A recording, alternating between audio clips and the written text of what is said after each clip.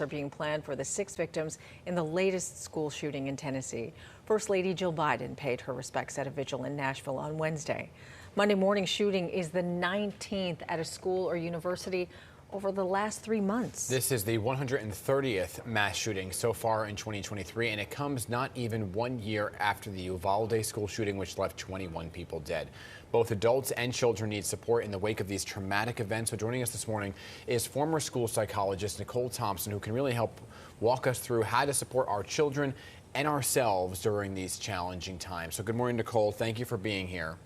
Good morning. Thank you for having me. And unfortunately, the reality is that we need to be armed with this information because it just keeps on happening, right? That we need to talk to our children about what we're seeing play out across the country. School shootings, especially those, Nicole, involving young children, particularly disturbing, right?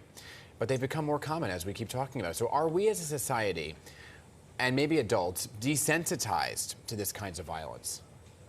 Unfortunately, I would have to say we are to a certain extent. And to be honest, that's just a part of our biological way of protecting ourselves.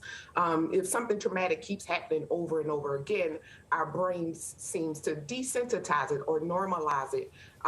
We have to think about when things happen like this, to put ourselves in the victim's shoes, to become empathetic. Because if we become desensitized, then we won't be so focused on getting the gun laws changed and improving mental health like we should be.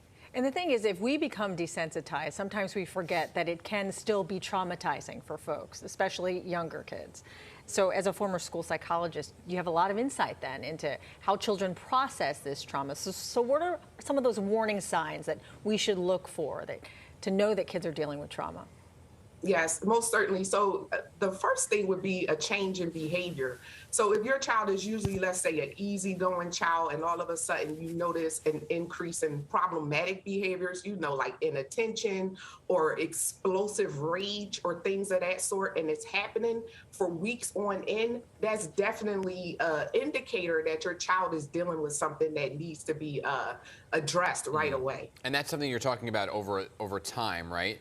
But how long does it take maybe for those symptoms to develop on the onset after an incident?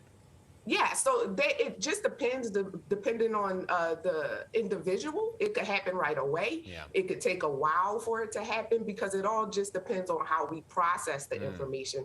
Because everyone processes trauma differently. Some may be impacted by it a whole lot, where others may seem like they're not impacted at all. So you just have to keep that in mind. Yeah. There's differences between everyone. So that being said then, when something like this happens, whether it be a shooting or, we've been talking about stabbings and shootings happening in our local schools, when do you approach children, or do you approach them at all? Do you approach the subject with them about, don't be afraid, I know this has happened, doesn't mean it will happen at your school? Or do you wait for your children to come to you to talk about these incidents? I would definitely say go to your children and just let them know that you're aware of what happened and that you're there if they want to talk. Not every child is going to want to talk, but as long as they know that that open channel is there and that you're checking in with them. And I believe that this is a really important part. Check in with them at least like once a week to say, I'm here for you if you need to talk. If you need extra support or help, we can talk about getting you therapy. But I never suggest that you force an individual to talk, because sometimes that could be more damaging. Yeah, and I guess that kind of brings me to the question as a parent. I was talking to a friend of mine who I have a newborn, so it doesn't really affect me yet. But for kids who are 10, 11 years old or around that age, do you approach the topic with them if they haven't necessarily seen it on TV? And the reason I ask that is because some parents are saying, well, I don't let my kids watch the news because I don't want them to see the events that are unfolding each and every single day. So if they don't know about it, do you approach it and let them know what's going on in the world? And if you don't or do, are you a bad parent? It was the conversation I was having. So I'm a parent of 4. Yeah. 2 of my kids are still school age right now. I do not bring up everything that happens in the news to them because it's just too overwhelming. And I want them to feel safe. So if they're feeling safe, then they could go about their day in that manner. But if you're constantly telling your child everything that happens in the news, then you're getting them into that, fight or flight reaction, and you don't want them to be there because then they're constantly on the go thinking that something is going to happen. So me, I would say no. It just depends on the parent and how they want to relay the information. But what if it's just anxiety? They're feeling afraid of going to school, a little bit of stress. How do we handle that?